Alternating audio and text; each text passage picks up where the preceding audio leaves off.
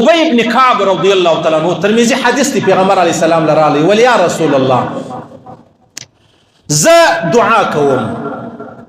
په دعا کې زما د پاره څومره قدر پکار دی چې زه درود وایم په دعا کې څومره قدر درود وایم مطلب څلور حصے دعا ده یوه حصه به درود کما درې حصے به دعا کم خوښه دي ده د الله رسول ته وپن او ښه خبره ده خو لیکن کچیر درود لږ نور زیات کې نو به نور ښه خبره سي در ولاړ شو ویلې ول یا رسول الله نو به دی وکما نیمه حصه چې دا هغه به درود کما نیمه حصه چې دا هغه به دعا کم د الله رسول ته وفرمایل او صحیح خبره ده کې لږ نور زیات کې نور ښه خوند به وکړي اته ول دی به وکم یا رسول الله څلور حصې به کم دا دعا درې حصې به زه دعا درود کما یوه حصه کې به دعا وغواړم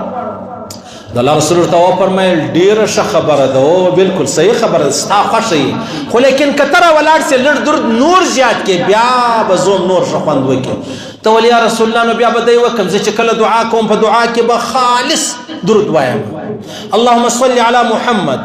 وعلى آل محمد كما صليت على إبراهيم وعلى آل إبراهيم إنك حميد مجيد اللهم بارك تر آخره جزا الله عنا محمدا ما هو أهله صلى الله عليه وآله وسلم يا خالص صلى الله عليه وآله وسلم دا درود وایا په دعا کې زبدا کوم یا رسول الله د الله رسول ته فرمایل کچيري تا په خپل دعا کې ټول دعا په درود باندې ونیولا الله رب العزت بستا د دنیا هر غم هر فکر هر مصیبت هر تکلیف د هغه د فاره کافي سي او ستا د آخرت به ټول خبره الله اسانه کی کم سړی دعا کوي په دعا کې خالص درود وایي ګرځ دا نه وایي چې الله ما وبخښه زما کار وکړه را داسې کې ولې د الله رسول فرمایي کتا په دعا کې خالص درود وایي الله رب العزت بل غیب ستا ټول معاملې در برابرې کی یو سړی دی ښه کاروبار ښه ژوند یو وخت ډېر تاواني سلو بیا الله رب العزت ډیر زورور کاروبار برابر کړي ښه کاروبار په هر حواله د کور په حواله د بچانو په حواله د اولاد په حواله د کاروبار په حواله د رزق په حواله د ګولې ښه ژوند الله ورکړي بیا ما یو پوښتنه ځینې وکړه شاید اوس به دلې ناست وم ما ورته ویل دا معامله دې څنګه برابره شوه زه خو ستا په توانو خبر وم ستا پلانۍ تاوان و نقصان ډول مولوي صاحب ما دننه سیواتونو 10 کاله مخکې لتا یو حدیث واورېدی چې تا د الله رسول فرمایي که ته په دعا کې ټوله دعا په درود ونیسې او درود پکې وایې نو بیا به ستا ټولې معاملې برابرې سي ول د هغې ورځې څه بیا ما ځان ته دعا نه ده کړې زه چې لاس پورته کړم زه خالي درود وایم او د هغې ورځې څه الله رب العزت کږه لاره ماته سیده کړې ده ورکه لارې راښکاره کړې ده هغه زما ژړا یې په خندا را بدله کړې ده زما تیاره پر رڼا را بدله کړې ده او د هغې ورځې ما په دعا کې نه دي ویل چې یا الله زوی راکړې یا الله دکان راکړې یا الله کاروبار راکړې ولې هغه وجه دا ده چې ما په دعا کې بغیر د درود بل شی ویلی نه دی اسلامي څه خبره په دې کې ما یوه دای خبره نه یې کړې چې یاره تاسو مسجد لپاره چانده خیر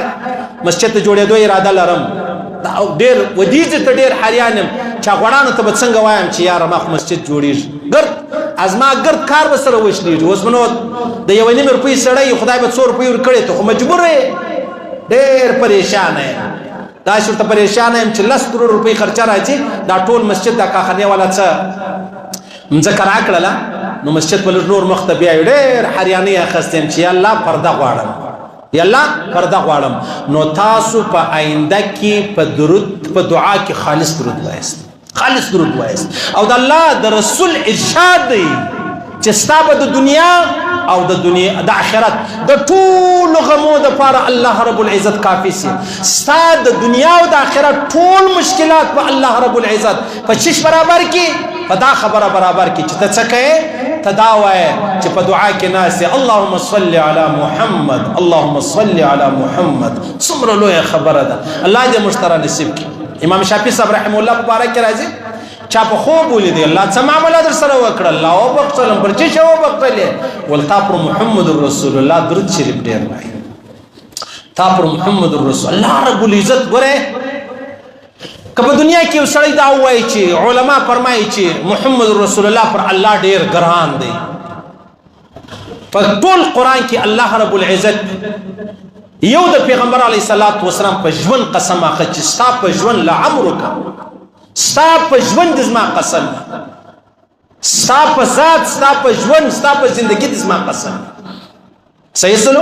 ګران دی ډېر ور باندې ګران دی بیخ ډېر ور باندې ګران دی په ګرد کائنات کې تر محمد رسول الله نږدې او قریب افضل او بهترین او غوره د الله په دربار کې هیڅوک نه دی هغه صرف او صرف محمد رسول الله دی صلی الله علیه وسلم الله دې موږ ته قدر را نصیب کړي الله دې موږ ته ادب او احترام را نصیب کړي الله دې د بی ادبۍ او د بی احترامۍ وساتي هغه د محمود غزنوي په باره کې راځي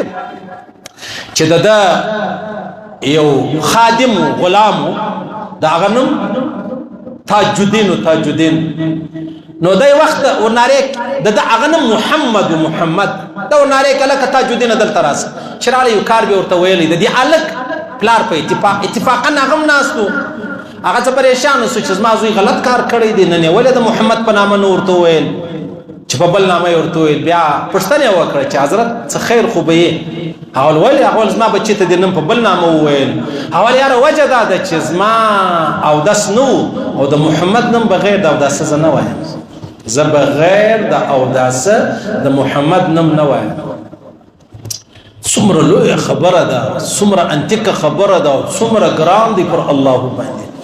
څومره ګران دی څومره محترم دی څومره عزیز دی څومره الله رب العزت څومره لوړ کمال ورکړی دی نو لہذا خبره دادا چې کوم څوک درود وایي پر پیغمبر علی السلام مبارک واجب ده الله رسول فرمایي د قیامت په ورځ به و ما ته چې ډیر نږدې دی هغه څوک دی چې فرمایي درودونه ډیر ویلي صلی الله علیه و آله وسلم الله دې را نصیب کړي الله دې را نصیب کړي چې کله ذکر کو سبحان الله الحمدلله الله اکبر لا اله الا الله لا حول ولا قوه الا بالله فاغي کې سلوار دامر سروايه صلى الله عليه واله وسلم اللهم صل على محمد وعلى ال محمد فرويت الله مبارك پر هغه سره بیا خالص صلى الله عليه واله وسلم صلى الله عليه واله وسلم الله اكبر الله اكبر